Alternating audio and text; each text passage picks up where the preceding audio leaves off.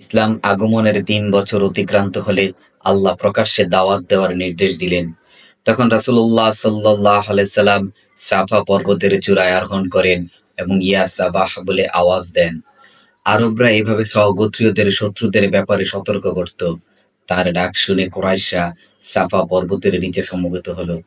রাসূলুল্লাহ সাল্লাল্লাহু আলাইহি সাল্লাম বললেন, হে বনি আব্দুল মুত্তালিব, হে ফিহিরের বংশধর, হে বনি কাব, যদি আমি তোমাদের বলি এ পাহাড়ের অপর পাশে একদল শত্রু সৈন্য দাঁড়িয়ে আছে এবং তোমাদের উপর হামলা অপেক্ষা করছে, তবে তোমরা কি তা বিশ্বাস করবে?